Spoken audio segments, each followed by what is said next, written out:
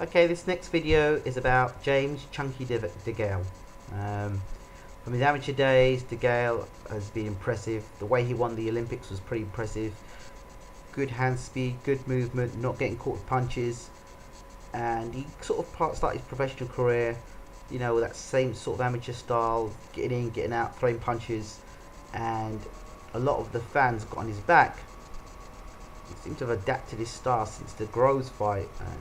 He always became public enemy #1, but it was because of de Gale and his loud antics, which turned a lot of people off, that actually got people to actually want to see the fight between him and Groves. To be honest, it was de Gale. Whether you wanted to see de Gale beat Groves or Groves knock de Gale out, either way, okay.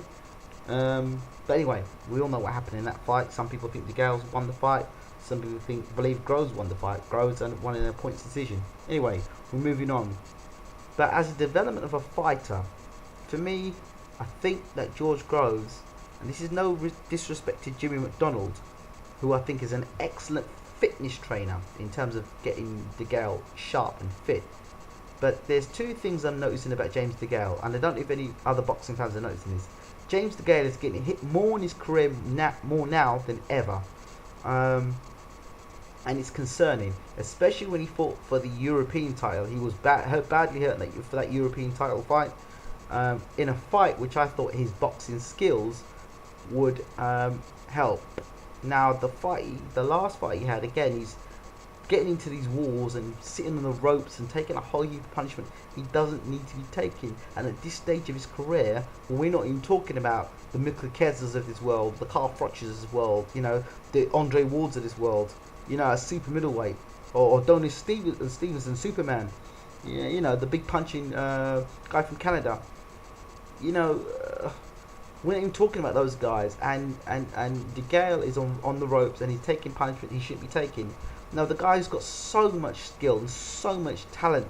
It's annoying to see this happen. And I think that for me personally, and again, this is no knock at Jimmy McDonald, I think he needs some technical support quickly before he gets knocked out. There's only so many times you can get in a ring and get away, and I think de Gale's getting away with it, but the gap is closing. It seems with every fight the gap's getting closer and closer. Life and death struggle against the guy for the European title. The last fight he's had, he got through, but again, that was a tough fight. Is it that de Gale has met his level, or is he being pushed? Is he in too tough fights too soon? Is he overtraining in the gym and leaving his best work in the gym? Because you know that McDonald is a very hard man in terms of fitness, and one of these things about McDonald, it was always a fitness fanatic. But technically, if you looked at McDonald, he wasn't the greatest technical boxer, and I'm not sure what he can give. And if it were me personally, if I was managing de Gale's career, which I'm not, I would like to see him work with the Mayweathers, because his style is more suited to that. Not Jeff Mayweather, not Floyd Mayweather Senior, the other one, Roger Mayweather. Roger Mayweather would be excellent for James de Gale, so they could learn new tricks, not get caught with as many punches, and I believe that James de Gale could pull off that style excellently.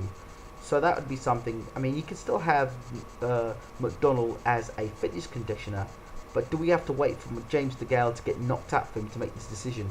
Now, I'm just calling it as I see it.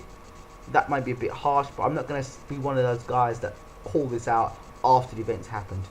If de Gale gets knocked out between this next fight he has, moving up, I would not be surprised, because he's getting caught with too many shots, and he's a much better fighter than what we've seen, to me.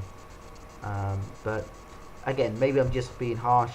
I'd love to hear your comments, and I'm sure James de Gale would defend Jimmy McDonald. He's now with Hennessy. Two things I'd like to see. The other thing I'd like to see de Gale is get him across America and let him get some exposure out there, just like I would suggest for Tyson Fury as well. But again, it's just my thoughts. Let me know what you think. Rate, subscribe, leave your comments. I'm out.